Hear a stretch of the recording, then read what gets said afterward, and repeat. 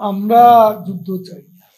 প্রধানমন্ত্রী দেশরত্ন শেখ হাসিনা তিনি নিউ ইয়র্কে জাতিসংঘ অধিবেশনের পর ওয়াশিংটনে ছিলেন এবং সে সময় প্রতিদিনই উনি সরকার এবং নিরাপত্তা বাহিনীর সংশ্লিষ্ট সবাইকে ফোন করতেন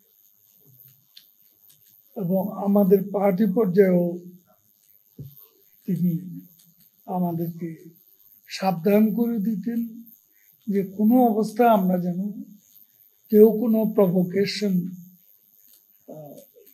না দিই, এবং প্রভোকেশন হলে যুদ্ধ হতে পারে, অন্য পক্ষ তো বসে থাকবে না।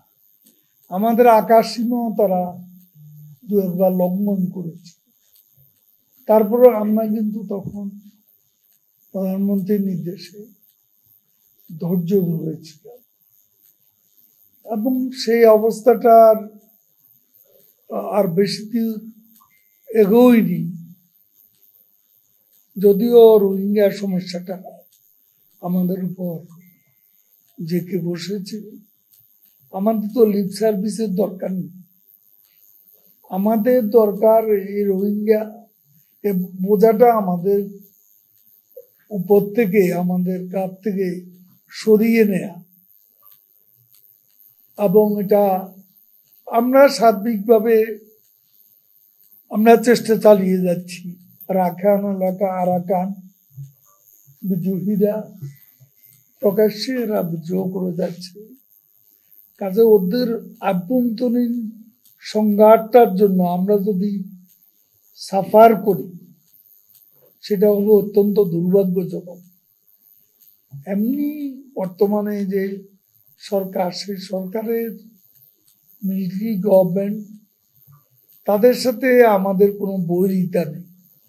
আলাপ আলোচনা দরজা এখনো খোলা আছে, আমরা কথা বলতে পারি। তো যতক্ষণ কথা বলা যাবে, আলাপ আলোচনা করা যাবে, যে আমাদের we are not in good terms এমন পর্যায়ে না হলে আমরা আলাপ আলোচনার মাধ্যমে সমাধানের চেষ্টা করছি এবং করে। আমরা আমাদেরকে এত খাটো করে দেখি কেন? আমরাও প্রস্তুত। আমরা আক্রমণ করব না, কিন্তু আক্রান্ত হলে কি আমরা ছেড়ে দেব? তখন তো আমাদের ডিফেন্ড করতে হবে।